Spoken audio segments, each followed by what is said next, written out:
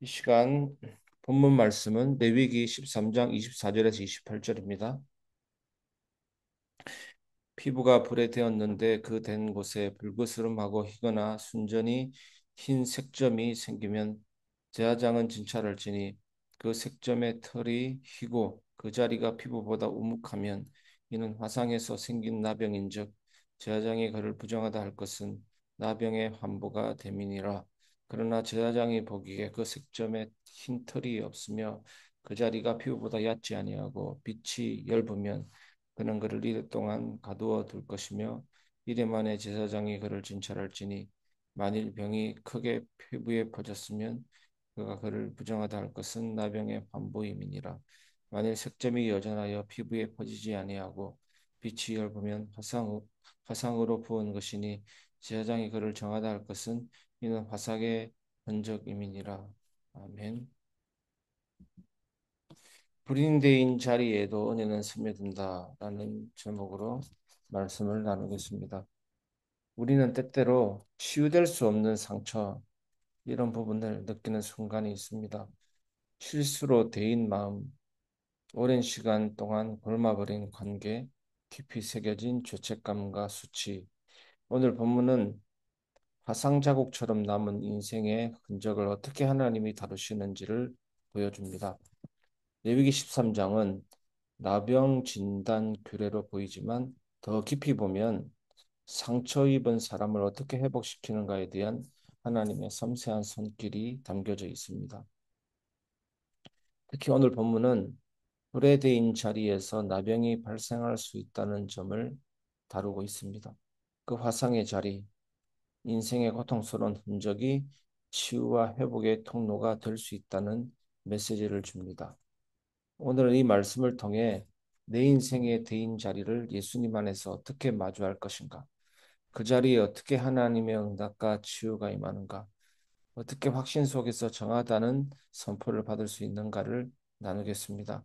첫 번째, 화상 자국도 주목하시는 하나님, 그 자리에 응답하시는 분입니다. 24절 보면 피부가 불에 데었는데 라는 말씀이 나옵니다. 하나님은 단순히 병 전체가 아니라 그 화상 자국 하나에도 관심을 가지고 계시다는 것입니다. 우리가 겪은 상처, 실패, 실수, 죄의 흔적까지도 하나님은 정확히 아시고 계십니다. 성도들의 삶에서 응답이 필요한 자리는 바로 그 자국이 있는 곳입니다. 교회는 성도들의 화상 부위를 무시하지 않고 그 위에 예수님의 긍휼을 덮어야 하는 것입니다. 제사장의 화상 자리를 진찰하듯 우리들도 성도들의 상처를 예민하게 살펴야 합니다. 예배는 그 자리를 하나님 앞에 다시 드리는 시간입니다. 우리가 숨기고 싶은 흔적 위에 하나님은 응답하십니다. 두 번째, 응답만이 아니라 시간을 두신 치유, 가두어 두신 은혜입니다. 26절을 보시면 그를 이래 동안 가두어 둘 것이며 라고 나와 있습니다. 즉시 정하다, 부정하다, 선포하지 않으시고 일주일의 시간을 주십니다. 사랑하는 성도 여러분, 이 기간은 심판이 아니라 기다림의 은혜, 회복의 기회를 말하는 것입니다. 하나님은 우리의 인생의 아픔을 너무 성급하게 단정짓지 않으십니다. 성도들의 회복은 즉각적이보다는 점진적일 때가 많습니다. 예배와 공동체는 이 회복의 기간 동안 가두어 두는 보호막이 되어야 합니다. 성도는 낙심치 말고 기다리는 법을 배워야 합니다. 하나님은 치유하시고 응답하시기 때문입니다. 예수님은 우리를 회복의 방에 넣으시고 끝까지 관찰하시는 치유자이십니다. 세 번째, 흔적은 있지만 퍼지지 않았다. 확신을 심어주는 분입니다. 28절에 보면 색점이 여전하여 피부에 퍼지지 아니하고 이는 화상의 흔적임이니라 라고 말씀하고 있습니다. 상처는 있지만 병이 펴지지 않았다면 정하다고 선포하십니다. 흔적은 있지만 죄가 다시 퍼지지 않으면 우리는 이미 회복된 자입니다. 예수 그리스도 안에 있는 자는 과거의 흔적에 묶이지 않습니다. 확신은 흔적이 사라짐에서 오는 것이 아니라 그 자리에 임하신 하나님의 선포에서 옵니다.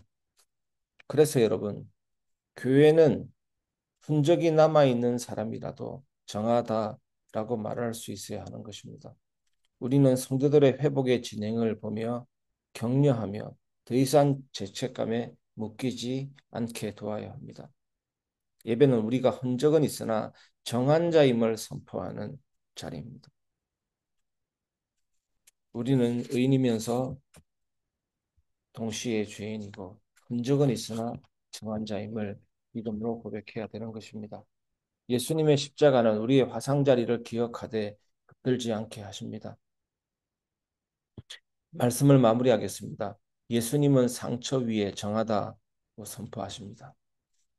우리의 삶에는 저도 그렇고 여러분도 그렇습니다. 화상 자국처럼 남은 상처들이 있습니다. 그 흔적을 볼 때마다 과거의 고통, 죄책감, 두려움이 다시 피어오릅니다. 하지만 예수님은 어떻게 하십니까? 그 자리에 직접 오셔서 응답하시고 기다리시고 정하다고 말씀하십니다. 이것이 오늘 말씀의 핵심입니다.